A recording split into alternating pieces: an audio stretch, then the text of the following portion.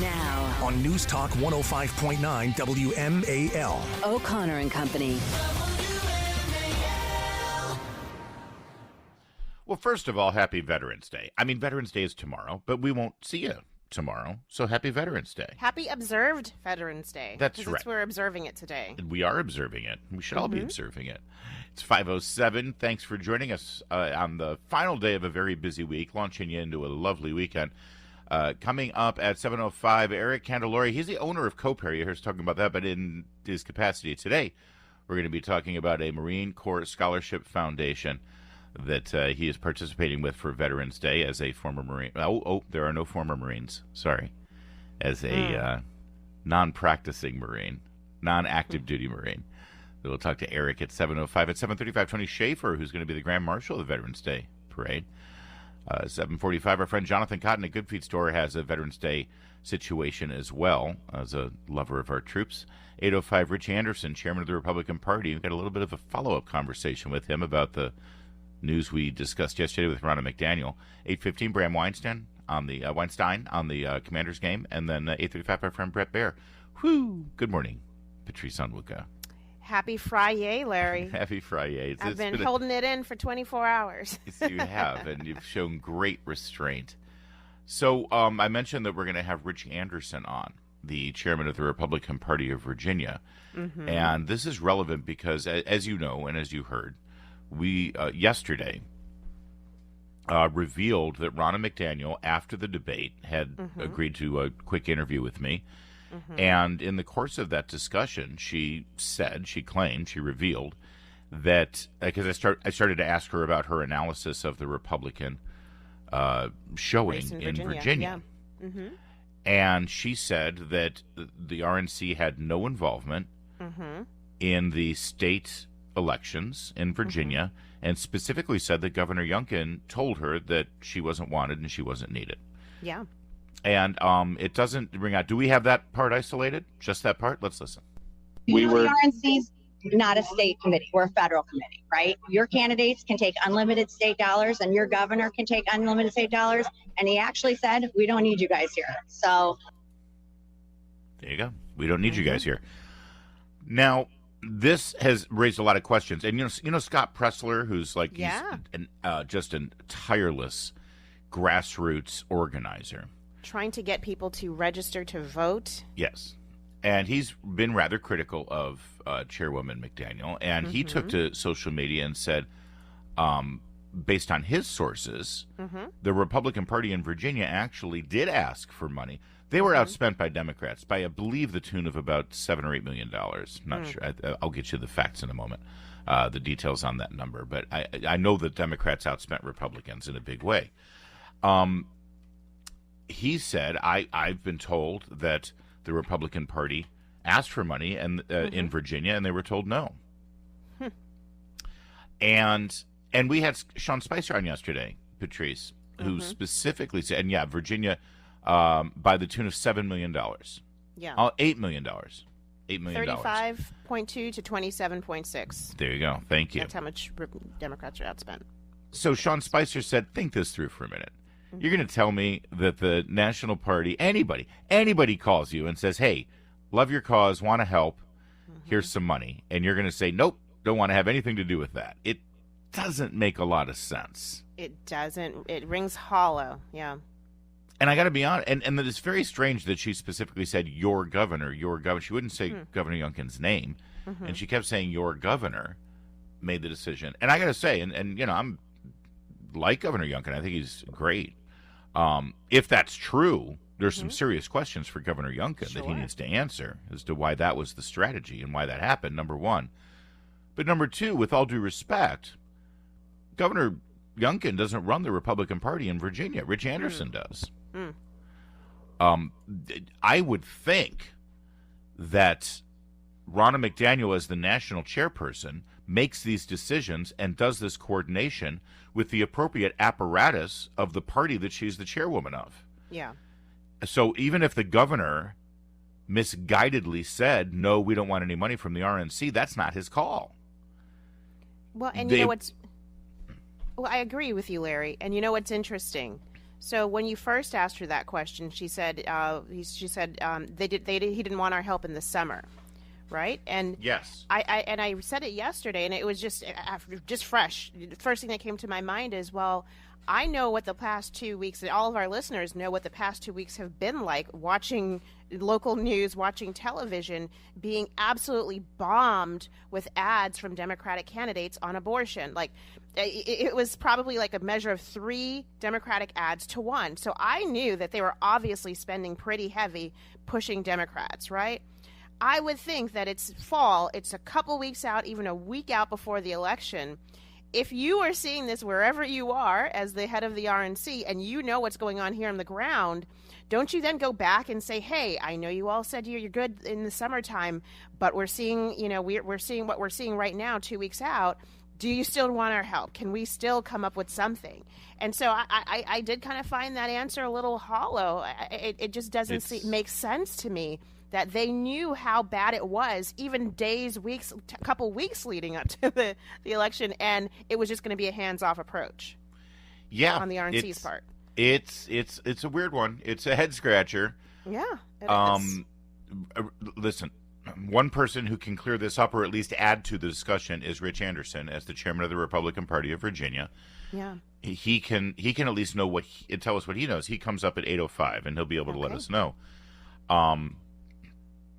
Now, and listen, it's possible that Rich Anderson was kept out of this loop, but I want to reiterate, he shouldn't have been. Ronna McDaniel, if in fact what happened here is that there was direct communications, or for that matter, miscommunications between the governor or between the governor's super PAC, the Spirit of Virginia, who did a lot of the coordination for money and activities for Governor Youngkin to canvass the state.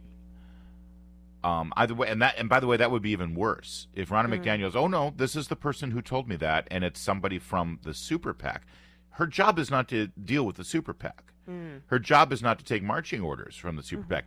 If somebody from a super PAC says to the chairwoman of the RNC, we don't want any of your involvement or your money, her job then is to call Rich Anderson, the chairman of the Republican Party of Virginia, which is actually part of the chain of command for the Republican Party, and say, these guys, the Spirit of Virginia, are telling me this. Does that make sense to you? But either way, the buck stops with the direct connection between the national chair, Ronna McDaniel, and the state chair, Rich Anderson, who will join us at 8:05. She serves at the pleasure of the party apparatus. Yeah. And that's who elects her. And Rich Anderson, as the chairman of the Virginia Republican Party, has a lot of influence in this case with regard to whether Ronna McDaniel is the chairwoman of the RNC or not. I would even go so far as to say if the Virginia Republican Party weren't behind her being chairwoman, she probably wouldn't be there. Because Virginia Republicans are exactly the kind of Republicans that the national chair needs, because they're the ones who are here all the time, who have a lot of influence on the national apparatus. So this story isn't going away. And I got to be honest, this is one of those things that could lead to a major change in the party. Because, Yeah, go ahead, Larry. Well, to a major change in the party. And just one thing that came out of your interview with her yesterday, obviously a lot of kind of passing the buck and shifting the blame from her to everyone else. Yeah. But she talked a lot about the issue of abortion and how Virginia candidates just were not prepared. Is there a role for the RNC in helping in messaging, not necessarily for that candidates to give candidates an actual policy, but to help with that messaging from the messaging that depends on who you ask. See, I think that if the RNC were to function properly, their role should be whatever is needed to get more Republicans elected. They should play a hand in. But more technically, honestly, their main role, especially at the state level like this, their main role is support, infrastructure, money. Boots on the ground. And on the ground, if you need it, here we've got people, especially here in Virginia because of the proximity. Yeah. Ultimately, candidate identification, that's and messaging and that sort of thing, that's so granular. I don't know if that's necessarily what they're best at, nor do we want them to be, frankly. So anyway, I think you might want to listen to what goes on at 8:05 with Rich Anderson. I have no idea what he's going to say, but either way, it's going to move the story along further. And that's what we're here to do. It's 5:16. Let's get to Jamie Whitten in the Hadid Carpet Cleaning Traffic Center. WMAL. Making sense of the news. Live From the Home Paramount Pest Control Studios. Home Paramount, the leader in pest control since 1939. Later this morning on the Chris Plant Show, Democrats and jihadis commemorated Kristallnacht with student walkouts across America. 9 a.m. on WMAL. Election workers in Loudoun County are continuing their feverish search for votes for Buddha Bibberai. They're looking under beds. They're looking in closets. Oh, I'm sorry. Let me rephrase that. The canvassing process and recount in the very close Commonwealth attorney race in Loudoun County Larry, continues. let's not be cynical. Let's hope that they're going to be on the up and up, and that there are some nonpartisan folks involved in the process who are going to call out any wrongdoing they see. I'm not suggesting anyone's partisan. I'm suggesting that we've seen this story before. Sadly.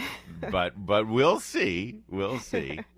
They are still continuing the recount effort. But as you heard on this program yesterday, Bob Anderson has declared victory. He's ahead by 1,000 votes with all the votes counted. So now they just do this, automatic trigger because it's less than 1% margin. Yeah. But he is the declared victor from his perspective, from his campaign perspective, and from O'Connor and Company's perspective. We've made the call. There you go. It was great to have him on yesterday. Yeah. And for him to say, but she has not conceded. So this is going to be, I'm going to guess, is she joining the election denial camp, or is that only reserved for Republicans? Yeah, who knows? Maybe she's got the Proud Boys working for her right now. I'm not sure. But yes, the count continues. Buddha Bibberai told Channel 7, she said, "I want every vote counted." Oh boy, here we go. Every vote should count. Well, no, actually, every legally cast vote should count. Thank you.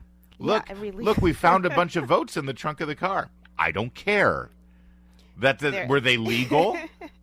Were the people on them alive? Yeah. Did the addresses match up? I mean, I think it speaks to the larger point, Larry, that if you say, I want every vote that's legal to count, then suddenly you sound like a tinfoil hatter. Like, right. You sound like somebody who it's crazy.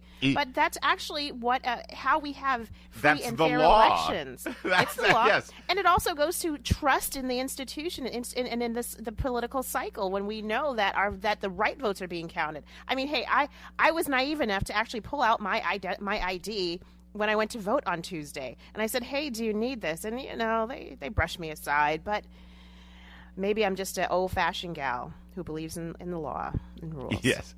And you would think, so here's the thing, you're right, and you would hope that elected officials believe in the law, but we know otherwise. There's been corruption in politics since the beginning of politics. Buddha Bibberai, ironically, as the Commonwealth's attorney, her job is to uphold the law, and we've seen how she does that for the last 4 years. So if she finds any kind of way to skirt the election law even, to drag this thing out and maybe even find a way for her to win, I have no doubt, in my opinion, that she might do that. She told Channel 7 News, "We have to wait for the results to see what the numbers ultimately are before we request a full recount." So I guess they're still I don't understand what that means, though. I mean, they're going through mail-in ballots. And most of them have been counted. It's not going to make that big of a difference. We know it's going to be around 1,000, maybe 800. Does one really think that a recount effort will make a difference in that? Well, only if you have a plan, I guess. And I hope Bob Anderson has a. And this is another question that we will ask Rich Anderson at 8:05.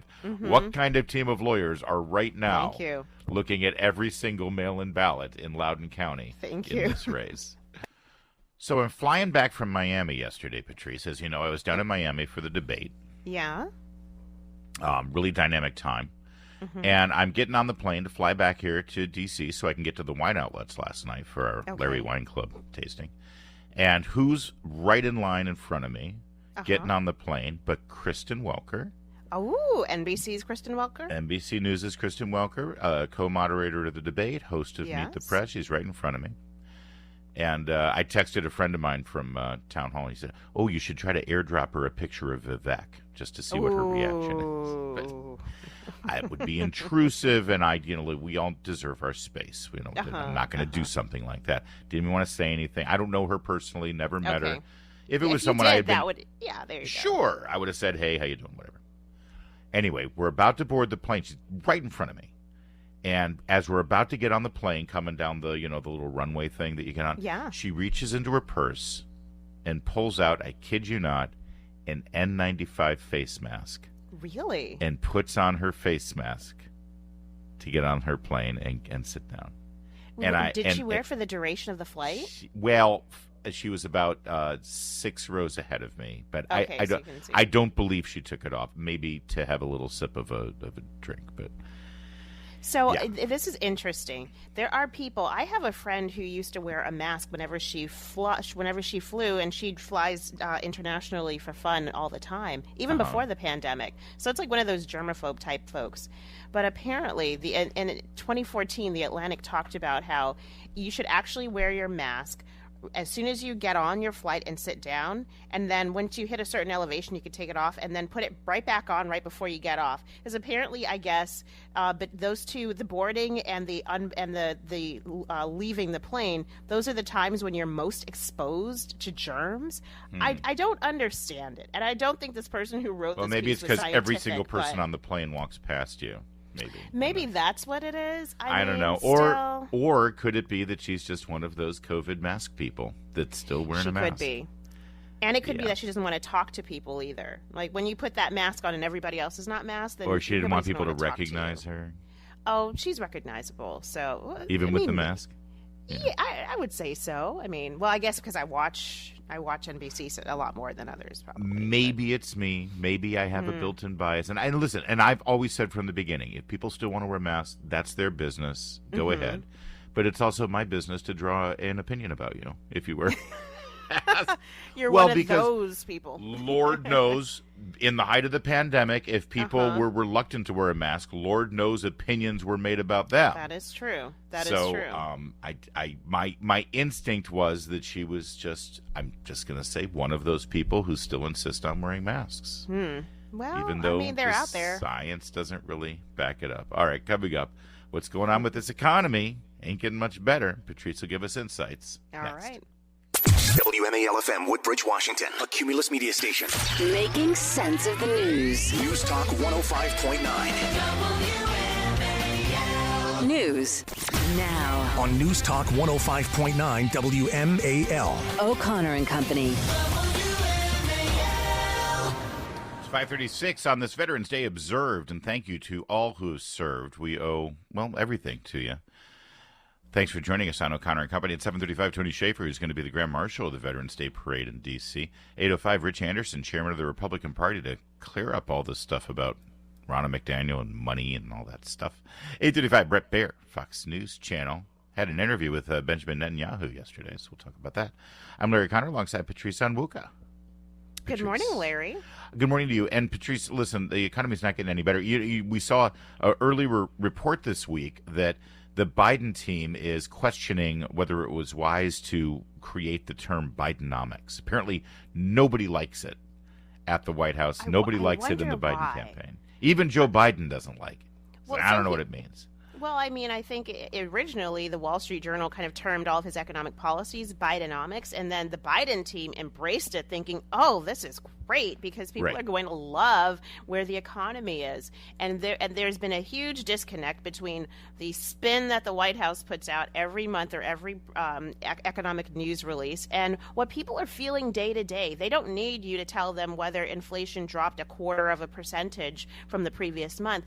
They know what they are paying right now, and compared to what they were paying when President Biden took office. Yeah, I literally saw Vox, Vox, the website that prides themselves by, we're going to do an explainer. We're going to explain what's difficult about the news and what doesn't make sense to you. We'll explain it so you ignorant masses can understand it. They actually had a headline. Inflation isn't the problem. It's high prices. Okay. Wait, what? who the wrote problem that? in the economy isn't inflation. It's just that things cost too much. So, I mean, most basically, inflation is just the change in prices. Yes. So, it's when you have inflation, it means prices are increasing. When you Yes. have deflation, prices are decreasing. Yeah. And so, here's the challenge, right? Inflation skyrocketed and hit 9.1%. It's not at 9.1%, but that doesn't mean it's deflating. It's just not increasing as fast as it had been before. Right. So, folks, be careful where you get your news. Don't get it from Fox. The problem isn't I'm reading it verbatim now. The problem isn't inflation, it's prices. It's not that it's hot, it's just that it's, not cold. Okay, well... Anyway, that anyway. said, the economy is bad. And Joe Biden yesterday gave a speech trying to suggest that everything is great. I always think a politician is in trouble when he's saying, I know you might think the economy's bad, but if you look at this graph over here, it'll show you that it's not good. No, the conversation ends at you think or you feel that the economy is bad. Because if an individual is feeling it, that's all that matters. Why don't you tell me what appears to be happening here based on the latest numbers? Sure. So yesterday, the IRS, our favorite federal agency, decided to give us a little bit of tax relief by adjusting your income brackets, meaning that, they raised them so that you're going to have to earn more to get into a higher tax bracket. That's actually a good thing, right? Because people they also raised the deduction, and the standard deduction as well. They made a number of other changes that are going to impact your taxes going forward. But the bright spot is that because inflation is high and it's elevated, they're recognizing a lot of people are would automatically get bumped up into a higher tax bracket, meaning more of your money gets taxed and taken by Uncle Sam. So they're saying to prevent that, because of inflation, we're going to kind of raise what the threshold should be so that you really are not getting artificially bumped up. And here's why that's important to you. You may feel like you're earning more money, but you're taking home less pay because inflation is a tax. It's like a pay cut. So the IRS recognizes, inflation is taking a bigger bite out of your paycheck. We're going to let you keep a little bit more of your money. And I just hate that idea anyway. That's my money, not the government's. But unfortunately, they get to my check before I do. But it does run contrary to the message coming out of the White House. If everything was so rosy and sunny and great, then the IRS wouldn't have had to do this. Exactly. They get it. Also, last week you had sort of revealed that, as the White House says, well, consumer spending's up. Well, it's not on fundamental, improvements and things that you need to buy. People are spending money on, like, going to see movies or going to a Beyonce concert or a Taylor Swift concert. And I saw you wrote in the Daily Caller an op-ed about how that's not the kind of spending that actually builds for a healthy economy, right? Exactly. So I have this piece. The Barbie, Beyonce, and Taylor bump comes with a hefty price. If you have a wife or a daughter or a sister or a cousin or a female friend that you go to church with, everybody was talking about going to a concert this summer, or they were dressing up in pink and going to Barbie. There was a huge spending bonanza driven by women this summer, for that Barbie experience, that once in a lifetime concert experience. And I do believe it fed a number of points into the economic growth last quarter. That said, that's a one-time spending thing. And a lot of women went into debt to buy, drop $3,000-$4,000 for tickets to see these performers, or to go and buy the outfits and get the hotels and the flights and the dinners and the nails and the hair. And while that feels like a nice summer bump economically, it's not sustainable, because obviously we're hitting new debt amounts, credit card debt amounts. Student loan payments have started to resume for those who had a pause, and most people did. And so let's not hang our hats on, okay, last quarter was really good, consumers are spending, they must be in a good place. No, actually, women and men are stressed out over their finances. More people say that they are in a worse financial position than they've ever been. They're not saving. All of that excess savings from money they didn't spend during the pandemic, they have spent that down just trying to buy groceries and gas every week. Yep. So the household on paper, the headlines say, oh, things are rosy and bright. But you know, and I know what everybody else at home is feeling, and the choices they're making, the trading down, buying generic brands, going to the dollar store versus the traditional supermarket. All of these choices are having an impact, and it's just not sustainable for spending to continue. Right. And meanwhile, purchases that would really actually build for a strong, long-lasting economy, things like home ownership. Yes. And refinancing and mortgages that are it's good for the banking industry, good for real estate, good for that's on the decline. It's almost incomprehensible how much more expensive a mortgage is on a home now versus 3 years ago because of mortgage rates. That's not happening. Oh, and by the way, one other data point, which means, by the way, people are renting more, right? Mm-hmm. So what's the data point? Homeowners are more likely to vote Republican, and renters are more likely to vote Democrat. And our economy is specifically discouraging homeownership and encouraging renting. I'm sure that's just an accidental byproduct, though. It's 5:44. Senator Shelley Capito from West Virginia, soon to be the senior senator from West Virginia, but more on that later. She has Mayorkas, and Mayorkas, the administration is now sort of changing their tune a little bit. It's like, well, yes, we need to increase, we need to build a little bit more border there, a border wall. We need the wall that we hated. Remember when they said walls were racist? Yes, Larry. exactly. Well, there are a few. We got a little maintenance to do. We got to plug some holes, things like that. And they have said, we're concerned about the levels and the numbers. They won't say that it's a disaster or that there's it's broken or that they're responsible for it. They won't even say we have an open border, right? Even though it's obvious to anybody who's watching. Well, Senator Capito asked Mayorkas yesterday a very simple question. So, give me 2 or 3 specific examples that we could do policy change that would make a difference. See, much nicer than I ever would be. But it's like help me help you. Give us some ideas. You're the Secretary of Homeland Security. This is your expertise. You're in that job because you are supposed to know what to do. So we're the Senate. We're willing to help. We're willing to pass a law or do whatever we need to appropriate, but tell us what you need. How can we fix the problem? Give us some ideas.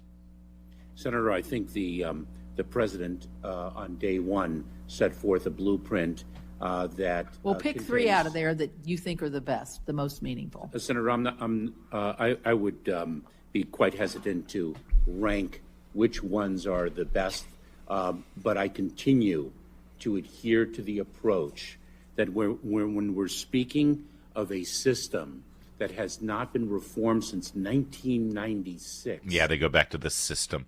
So he's quite hesitant to point out anything that he thinks should be done to actually improve the situation. Either he doesn't know what's in the blueprint, of course, or there is no blueprint. Well, yeah, I mean, everything from day one President Biden and his administration has done at the border is to undo everything the Trump administration did to hold down and to stop the flow of migrants in. Of course not. Listen, they have no desire whatsoever to stop. Everything that the Biden administration wants to do is just get resources to process more people in illegally, not to stop them from coming here illegally. Marjorie Taylor Greene, Congresswoman from Georgia, had 2 of her constituents murdered by human smugglers. She has now introduced a resolution to impeach Secretary Alejandro Mayorkas.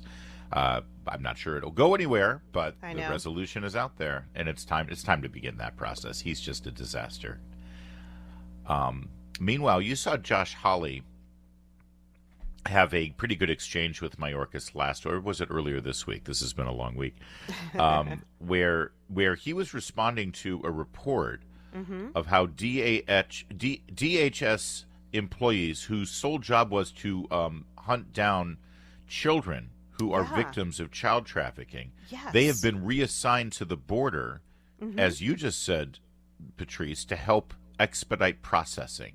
In some reports, they're down there making sandwiches for kids who are crossing the border instead of hunting down children who are in peril. And we're not talking just about a handful. According to Josh Hawley's letter to DHS, Alejandro Mayorkas removed 600 investigators, special agents who were investigating felony investigations. And now they're down there escorting migrants to the shower and given them sandwiches. What a waste of resources, and it spits on our in law enforcement and the fact that we actually want to solve crimes and protect children. Yeah.